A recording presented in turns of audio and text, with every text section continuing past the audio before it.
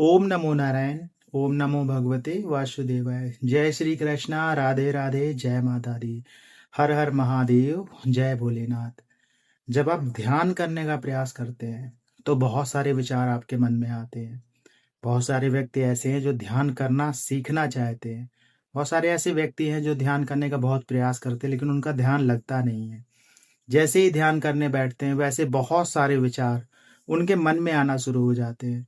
बहुत दिनों से प्रयास कर रहे हैं लेकिन उसके बाद भी उनका ध्यान नहीं लग पा रहा है।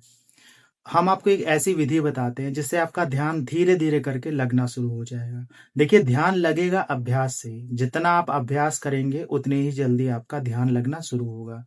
लेकिन पहले ये समझिए कि ध्यान एक ऐसी अवस्था होती है जहां चेतना की शक्ति परम अवस्था में होती है। और चेतना की शक्ति जब तक आपके अंदर नहीं जागेगी तब तक आप किसी भी प्रकार का ध्यान करने लायक नहीं रहेंगे। आप योग में बैठते हैं या किसी चीजों में बैठते हैं, कहीं ना कहीं आप चेतना की शक्ति का प्रयोग करते हैं। उसी चेतना की शक्ति से आपके शरीर में बहुत सारी बीमारियां दूर होती हैं और बहुत सारे ऐसे कार्य हैं जो आपके बनना शुरू हो जाते हैं। तो चेतना की शक्ति अगर आपकी जागृत हो गई तो आपका ध्यान बहुत आसानी से लगना शुरू हो जाएगा। क्योंकि जब आप ध्यान में जाते हैं तो किसी ना किसी एक ऐसी शक्तियों से आप टकराते हैं जिससे आपकी चेतना मिलती है और बहुत सारी शक्तियां आपसे जुड़ना शुरू हो जाती हैं धीरे धीरे करके जब आप शून्य में जाते हैं, जब आप एकांत में जाते हैं। तो ध्यान एक ऐसी अवस्था होती है जब हम अपनी शक्तियों को परम अवस्था में लेके जाते हैं। अब ध्यान लगाना कैसे है वो समझते हैं। देखिए, एक साधारण जो ध्यान लगाने का प्रयास है कि आप बैठ जाइए और आज्ञा चक्र पे ध्यान लगाइए और अपने विचारों को शांत करने का प्रयास करिए।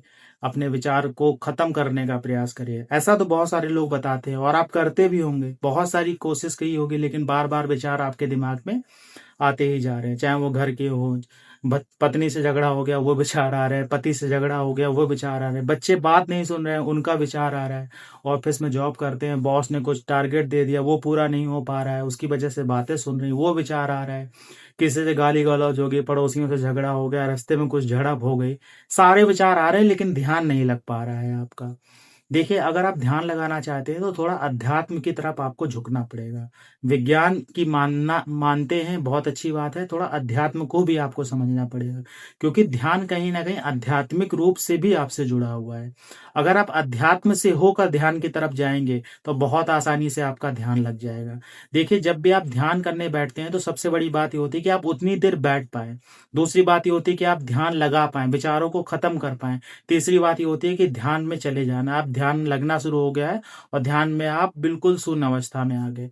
तो ध्यान लगाने की जो अवस्थाएं होती हैं उनमें सबसे बड़ी बात आती है बैठना। आप उतनी देर बैठ पा रहे हैं कि नहीं बैठ पा रहे हैं। दूसरा, आप अपने मन के विचारों को खत्म कर पा रहे हैं कि नहीं कर पा रहे हैं। देखिए, जो भी आपके इष्ट देवी देवता है, जो भी हैं, भगवान भोलेनाथ हैं, भगवान विष्णु हैं, बजरंगबली भगवान है, माता रानी है, और अगर आपके कोई कुल देवी देवता है, कोई भी आपके देवी देवता जिन्हें आप बहुत मानते हैं या जिनकी कृपा से आपके जीवन में बहुत बदलाव हुआ है, उनके किसी भी मंत्र का जप करना शुरू कर दीजिए। जैसे मान लीजिए, आप एक उदाहरण हम आपको दे रहे हैं, आप भोलेनाथ के भक्त हैं, भोलेनाथ की सेवा करते हैं, तो आप ओम नमः शिवाय का जप करना प्रारंभ कर दीजिए। माला से, रुद्राक्ष की माला से ओम नमः शिवाय का जप करिए। जब आप जप करने बैठेंगे तो आप क्या करते हैं? आप अपने सारे विचारों को खत्म करते हैं।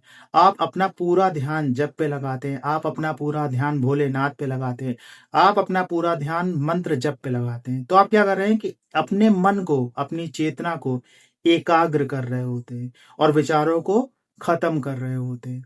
उसी प्रकार से जब आप जप करते हैं तो आपके अंदर चेतना में जो शक्ति सोई होती है वो एक्टिवेट होना शुरू हो जाती है। जब आपकी चेतना की शक्ति एक्टिवेट होती है तो आपकी बहुत सारी जो अशुद्धियां होती हैं, जो नेगेटिव एनर्जी आपके ऑरा में होती है, जो ऑरा आपका खराब होता है, वो सब कुछ क्लीन होना शुरू हो जाता है।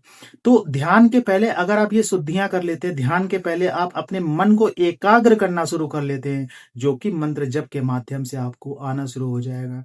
जब आप मंत्र जप करेंगे तो आप ईश्वरी कृपा से भी जुड़ना शुरू हो जाएंगे, ब्रह्मांड की ऊर्जाएं भी आपको मिलना शुरू हो जाएंगी। उसके बाद जब आप ध्यान की अवस्था में जाना प्रारंभ करेंगे तो बहुत आसानी से आप ध्यान लगा पाएंगे। क्योंकि जब आप जप करते हैं, जप करते करते बहुत समय हो जाता है, तो आपका मन एकाग्र हो जाता है, आप मंत्र पे ध्यान लगा पाते हैं, आप अपने देवी देवता पे ध्यान लगा पाते हैं।